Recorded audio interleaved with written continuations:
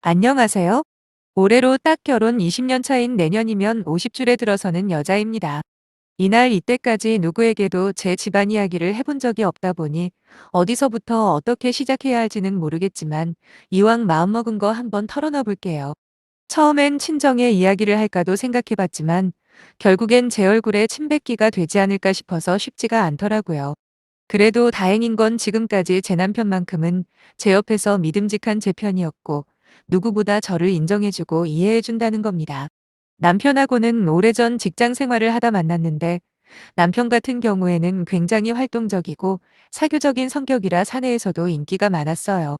반면에 저는 얼굴이 이쁜 편도 아니고 그렇다고 남들에게 어필할 매력이라는 것도 딱히 없다 보니 나름대로 남편에 대해 호감이 있었음에도 불구하고 표현을 못하고 있었지요. 그렇게 같이 직장을 다닌 지 1년인가 되었을 무렵 생각지도 못한 일이 생겨버렸어요.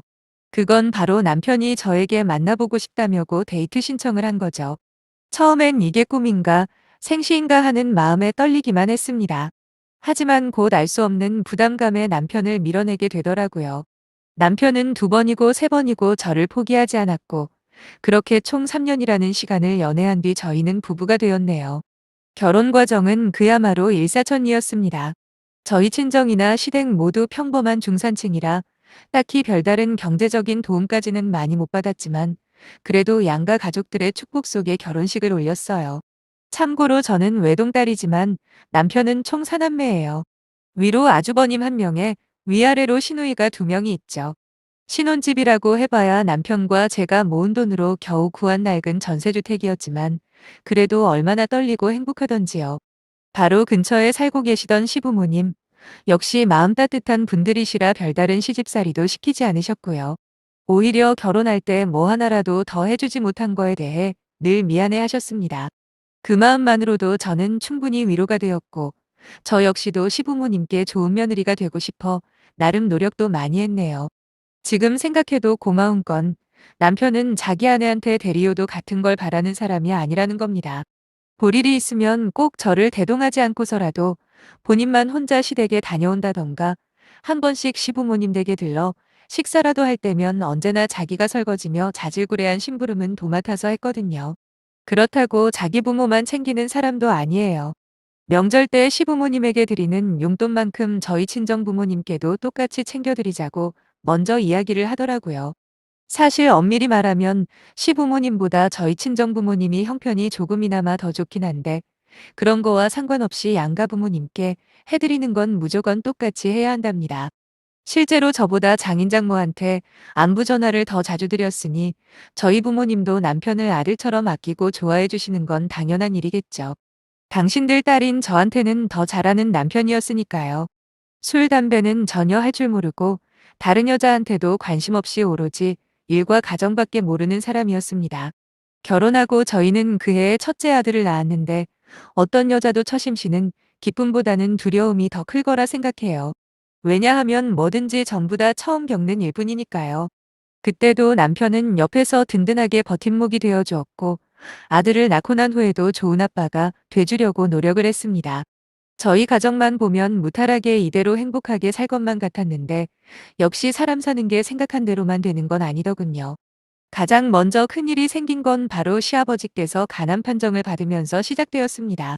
매년 정기적으로 하시던 건강검진에서 간암이라는 청천벽력 같은 이야기를 들었을 때는 저뿐만 아니라 모든 가족들이 넋이 나갔던 것 같아요. 정확하게 그로부터 6개월 후에 아버님께서 돌아가셨는데 솔직히 아버님도 아버님이지만 그 과정에서 자식이 많아봐야 하등 소용없다는 걸 뼈저리게 깨달았습니다. 아들 둘에 딸 둘, 그리고 사위 며느리까지 하면 몇 명인가요? 하지만 막상 누구 하나 선뜻 어머님을 도와 병간호를 돕겠다는 자식이 없더라고요. 물론 저희 남편도 결과적으로는 그 중에 한 명이긴 했지만 제 남편인 만큼 대신 변명을 해보자면 그 당시에 남편이 다니던 회사가 상황이 좋지가 못했어요. 당사자 의사와는 관계없이 회사에서 대규모 구조조정 기간이었거든요. 저야 진작에 육아로 인해 회사를 관두고 전업주부를 하고 있던 상황이다 보니 우리 세 식구는 남편이 벌어오는 돈만 바라보고 있을 수밖에 없잖아요. 그래서 남편은 따로 시간 내기가 어렵다고 말하면서도 은근히 다른 형제들에게 기대를 하는 눈치였습니다. 하지만 아주버님네 같은 경우에는 일단 지리적으로 3시간 넘게 떨어진 곳에 살기도 했고, 거기다 그때만 해도 형님이랑 이혼을 한 해 만에 하던 걸 알고 있었기 때문에 아버님을 같이 챙기자는 말 한마디 못했네요. 남은 건 두 시누이였지요. 그래도 신우들한테는 어느 정도 기대감이 있었던 게, 저만 해도 그때 아들이 5살이었지만 신우들은 저보다 결혼을 훨씬 일찍 해서 벌써 초등학교 고학년이었거든요. 사는 곳도 그리 멀지 않았고요. 아니 다른 병도 아니고 본인들 아빠가 간암이라는데 설마 모른 척하기야 하겠어라는 마음으로 전화를 돌렸습니다. 어머님 혼자서는 아버님 케어가 힘드니 주말이라도 와서 교대로 도와달라고 말이죠. 하지만 야속하게도 두 시누이 모두 매정하게 거절을 하는 게 아니겠어요? 뭐 큰 시누는 요즘 시조카가 성적이 너무 떨어져서 걱정이라며 옆에서 공부를 시켜야 한답니다. 그래서 시간을 낼 수가 없대요. 둘째 시누이는 말로는 제 말에 동조를 하면서도 막상 정확한 스케줄을 잡으려고 하면 매번 말을 돌리고 있었고요. 결국 자식들 많아도 다 필요 없다는 생각이 들더라고요. 그래서 그냥 내가 하고 만다, 이렇게 생각을 했던 겁니다. 제가 유별나게 착해서도 아니고 그렇다고 희생정신이 강해서도 아니었어요. 아버님이 저를 애틋하게 대해주신 것도 사실이지만 그런 걸 다 떠나서라도 나마저 이 핑계 저 핑계 대며 모른 척한다면 나중에 분명히 후회가 될 것 같았거든요. 그리고 제 아들 보기에도 창피할 것 같았고 말이죠. 그래서 제가 할 수 있는 만큼 아버님을 챙겨드렸습니다. 항암 치료 받으러 가실 때 대부분 제가 모시고 다녀왔고, 어머님이랑 돌아가면서 아버님 건강식이나 수발을 들어드렸어요. 그럼에도 불구하고 남편과 어머님을 제외한 그 누구도 저한테 수고한다, 고생한다 말 한마디 하는 사람 못 봤네요. 처음에만 몇 번 전화로 아버님 상태를 물어본 게 전부였지, 나중에는 그런 안부 전화조차 하지 않더라고요. 그렇게 6개월 조금 지나고 아버님은 운명을 달리하셨습니다. 진짜 신기한 게 아주버님이나 두시누들은 그렇게 슬퍼하고 울어제끼는데 저는 그다지 엄청 슬프다거나 하지는 않더라고요. 아마도 제가 할 수 있는 최선을 다해드렸기 때문에 아쉬운 게 덜했다고 생각해요. 문제는 어머님이 아버님 제사 이야기를 꺼냈을 때 또 발생했는데, 원래대로라면 큰아들인 아주버님이 가져가는 게 맞는 거잖아요. 그래서 어머님께서 아주버님에게 이야기를 한 거고요. 그런데 아주버님은 즉답을 피하더니 옆에 있던 형님이 그러시더군요. 본인들은 교회를 나가기 때문에 제사 지내는 건 곤란하다고 둘째 아들인 저희 보고 지내는 게 어떠냐입니다. 모르겠습니다. 종교 문제에 대해서 왈가왈부하고 싶지는 않지만 그때 형님의 마지막 말이 지금도 선명하게 기억나요. 어차피 옆에 있었던 게 동서니까 아버님도 동서가 제사 드리는 걸 더 좋아하실 거라나요? 어찌나 얌체처럼 보이는지 속으로 진짜 상종 못할 인간이구나 싶었네요. 약속이라도 한 것처럼 저한테 또다시 떠미는 걸 보고는 남편도 가만히 있지는 않았어요. 하지만 어차피 그런다고 해서 정신 차릴 사람들도 아니고, 무엇보다 어머님 앞에서 돌아가신 아버님 제사 문제로 형제끼리 싸우는 모습은 정말 보여드리고 싶지 않더라고요. 그래서 제가 하겠다 했습니다. 등신처럼 또 나서서 덤탱이 쓴다고 뭐라 하실 분들도 분명히 계시겠지만, 솔직히 매달 지내는 것도 아니고 1년에 딱 한 번 챙겨드리는 거 아닙니까? 거기다 남편이나 어머님도 가만히 있을 것도 아니니 그렇게 다 같이 도와가며 하면 어려울 것도 없겠다 싶었죠.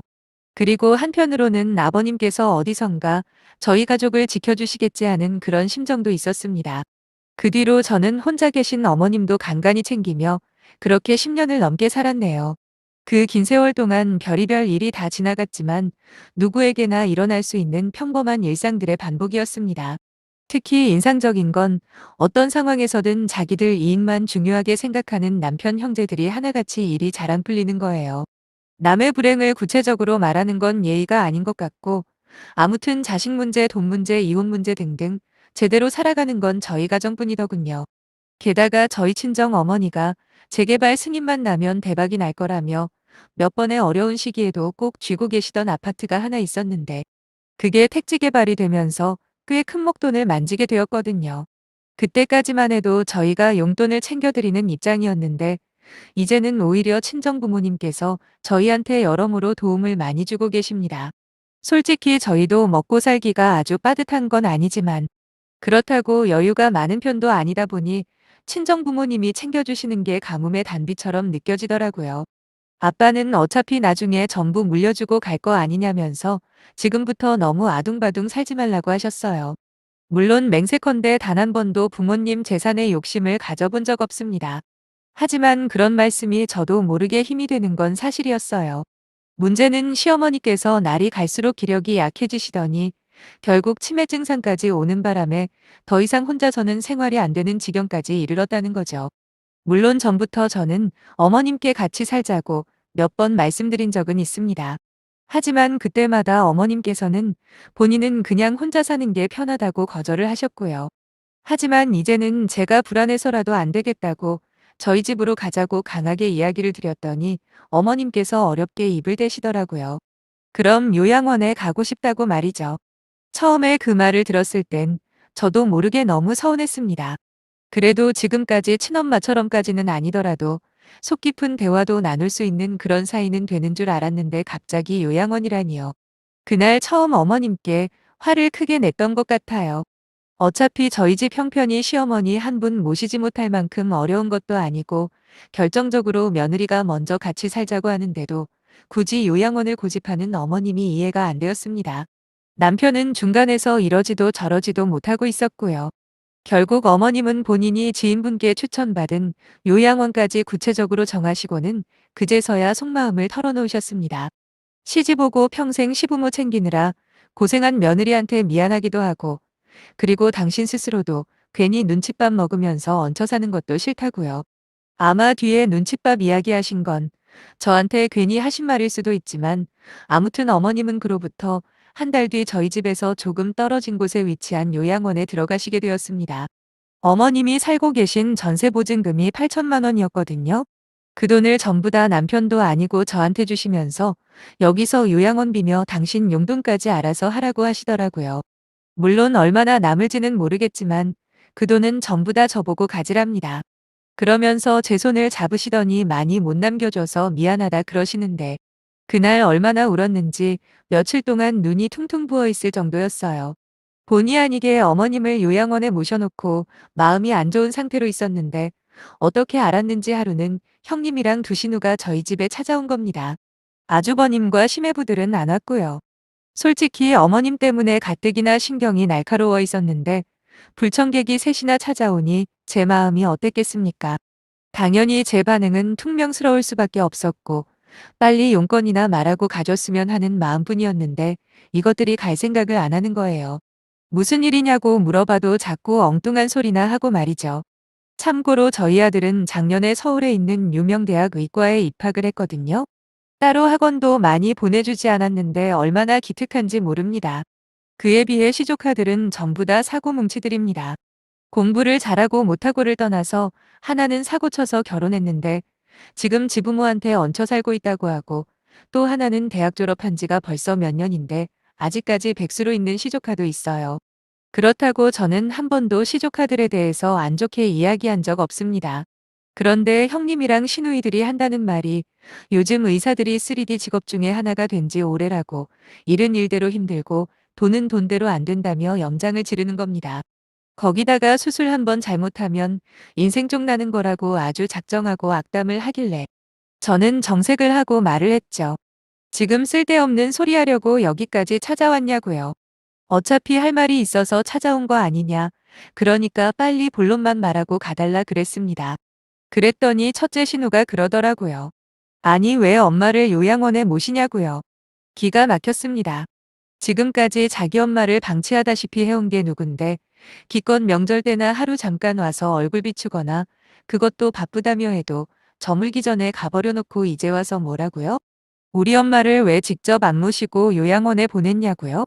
둘째 신우도 자기가 생각해도 그런 좀 아닌 것 같다고 집도 가까운데 그냥 모시는 게 낫지 않냐는 식으로 말을 하는데 이것들이 사람인지 금수인지 분간이 안 되는 겁니다. 거기다 옆에 있는 형님은 어머님이 사시던 집 전세금이 얼마냐 이러고 있고 사람이 너무 어이가 없으면 웃음부터 나온다고 하죠. 제가 딱 그랬어요. 진짜 엄청 크게 깔깔깔 웃게 되더라고요. 황당한 눈으로 저를 쳐다보는 세 마리 벌레들에게 한마디 해줬습니다. 부모가 있다구니 새끼들도 그 모양이지라고요. 니년 새끼들이 누굴 보고 컸는지 잘 생각 보라고 부모 알기를 개똥으로 아는 것들이 자식 교육은 제대로 시킬 수 있겠냐 질러버렸어요. 그리곤 당장 눈에 보이는 물잔을 들어 그대로 형님 얼굴에 먼저 뿌렸습니다. 그걸로도 분이 안 풀려서 옆에 물병까지 전부 다 신우들한테도 부어버렸지요. 그때부터 저희 집은 그야말로 아수라장 그 자체였네요. 비록 숫자상으로는 13였지만 지금 생각해도 그때는 저도 완전히 눈이 돌아갔던 것 같아요. 그 3명이 꼼짝도 못하고 저한테 그저 당하기만 했던 걸 보면 말이에요. 기어이 3명 모두 집에서 쫓아내버리고 나니 그제서야 온몸에 힘이 풀리면서 손발이 덜덜 떨리더라고요. 겨우 남편에게 전화해서 상황을 알렸더니 불이 나게 집으로 와서는 저보다 더 광분을 하며 형제고 나발이고 전부 다 가만히 안 놔둔다고 길길이 날뛰었습니다. 저도 이번에는 말리지 않았어요. 남편은 그 자리에서 아주버님에게 먼저 전화를 해서는 형수 관리 똑바로 하라고 지금 여기 와서 내 와이프한테 무슨 말을 하고 간 줄 아냐 소리를 질렀습니다. 결혼한 뒤로 그렇게까지 화가 난 남편은 처음 봤네요. 무슨 대화가 오고 갔는지는 정확히 모르지만 남편 입에서 나중에는 쌍욕까지 나온 걸 보면 아주버님도 가만히 있지는 않았던 모양이에요. 형이 형 같아야 대우를 해주지 하면서 얼마나 뭐라고 하는지 결국 다시 또 한 번 우리 집에 오거나 하면 죽여버리겠다는 말을 끝으로 전화를 끊어버리더군요. 그리고 이어지는 신우들과의 통화 내용도 거의 비슷했어요. 저한테 고마워하지는 못할 망정 어디 감히 요양원 문제로 참견질이냐고 지금까지 니들이 한 게 뭐 있냐 윽박지르다. 이번에도 앞으로 연락 같은 거 하면 가만히 안 놔둔다는 결론으로 전화를 끊었지요. 남편은 그 뒤로 제 눈치를 엄청 보더라고요. 그러면서 미안하다는 말만 반복하고 있네요. 저는 형제가 없어서 잘 모르지만 그런 되먹지도 않은 형제들을 가진 게 어디 남편 잘못이겠습니까? 물론 시부모님이 가정교육을 잘못 시킨 것도 일정 부분 영향을 미쳤을 수는 있겠지만 살아보니까 아무리 훌륭한 부모라 해도 자식 농사는 장담을 못하더라고요. 그 후로 벌써 1년이 흘렀고 시어머니는 현재 요양원 생활에 아주 잘 적응을 하셔서 식사도 잘하시고 거기서 친구분들도 많이 사귀신 것 같아 마음이 한결 편합니다. 그리고 다음 달이면 저희 친정부모님을 모시려고 준비 중이에요. 남편이 먼저 제안을 한 건데 최근에 저희 부모님 두 분 다 건강이 많이 안 좋아지셨거든요. 자식이라고 해봐야 저 하나뿐인 상황을 남편이 먼저 배려해줘서 생각보다 수월하게 결정이 되었네요. 아무튼 어찌 보면 남의 부모한테 더 신경을 쓸 수밖에 없었던 저였는데 이제라도 내 부모 챙길 수 있게 되어서 얼마나 다행인지 모릅니다. 어찌되었든 주어진 상황에서 내 가족 잘 챙기며 살아가려고요. 여러분들 가정에도 별의별 인간들이 다 있겠지만 중심 잃지 말고 행복한 인생 누리시길 간절히 기도하며 제 사연을 마칠게요. 감사합니다.